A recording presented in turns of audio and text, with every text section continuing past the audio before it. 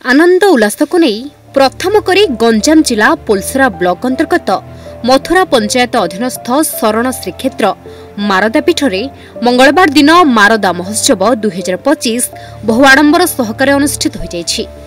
महोत्सवर प्रथम संध्यारे कार्यक्रम को मत्स्य और पशु संपद मंत्री तथा मारदा महोत्सवर सभापति गोकुलानंद मल्लिकଙ୍କ सभापतित्व अनुष्ठित हो जायछि, जेउठी मुख्य अतिथि रूपे ओडिशार पूर्त आईन और अबकारी विभाग मान्यवर मंत्री पृथ्वीराज हरिचंदन जोगदे मारदा महोत्सव 2025 शुभ उद्घाटन करथिले। सम्माननीय अतिथि भावे वाणिज्य परिवहन खनि और इस्पात मंत्री विभूतिभूषण जेना, आस्तिका सांसद अनिता शुभदर्शिनी एवं गंजाम समस्त विधायक और प्रशासनिक समस्त अधिकारी माने उपस्थित रही बहु प्रसिद्ध मारदा मंदिर ऐतिह्य और जगन्नाथ संस्कृतिर विभिन्न कला गवेषणा उपरे निज निजर अभिभाषण रखिथिले। एपरिकी दक्षिण ओडिशार विभिन्न लोककला और पारंपरिक नृत्य उपरे स्थानीय कलाकार माने निज निजर कला प्रतिभा परिदर्शन करी उपस्थित अतिथि एवं भिड़े बसी रही समस्त दर्शकों मन मोहिथिले।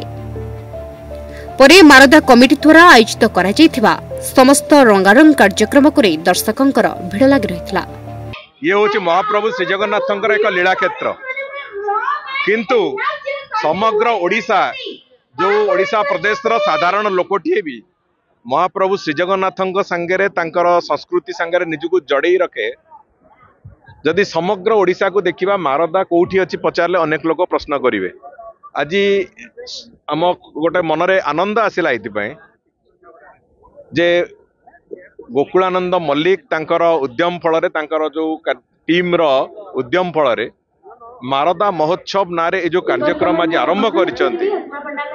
ये कार्यक्रम फल रे मारदा अंचल जो ऐतिह्य अच्छी, मारदा अंचल लुचि रही जो संस्कृति अच्छी, साहित्य अच्छी, से बाबद अधिक चर्चा आलोचना हब, से बाबद इतिहास पर्यालोचना हब, जहा फल रे मारदार जो वास्तव ऐतिह्य महाप्रभु श्री जगन्नाथंकर लीला क्षेत्र भाव में अच्छी से कथा समग्र विश्वविदित होगापाई एक रास्ता आज नुआ खोली। एक कार्यक्रम आरंभ करिकी से कथार से पूरा संपूर्ण भाव एक दायित्व नहीं से कथा को आगू नापाई।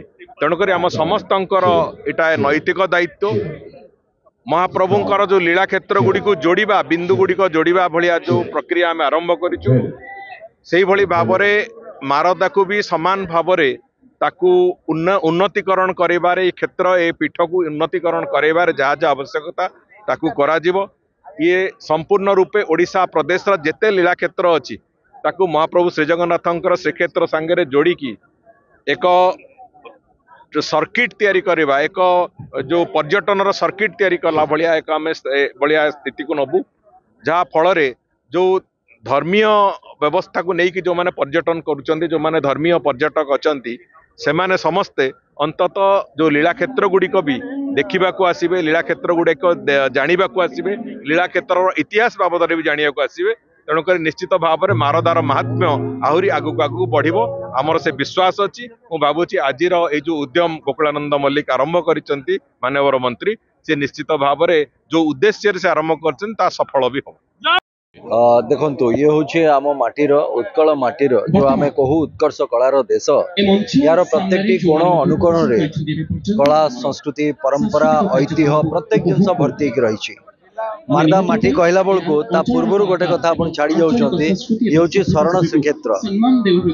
जिते जगन्नाथ पाताली होते विभिन्न समय कलापाहाड़ आक्रमण करुला, ये भी सही गोटे श्रीक्षेत्र जिते कि जगन्नाथ आसिकी यही जगह प्रभु चतुर्धा खाली जगन्नाथ कहते चतुर्धा आसिकी ये रखाई पाखापाखि 28 मास से जगह रही।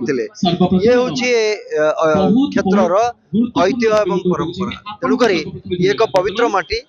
तेणुक आज आसिकी आमर सौभाग्य जे एमती गोटे माटी रे ए क्षेत्र रे आज आसीबार आज गोटे सौभाग्य मिली। धन्यवाद जनइबे माननीय मंत्री महोदय को, समस्त पोलसरा वासी को मारदा माटी को मते आमंत्रित करथिबा। धन्यवाद।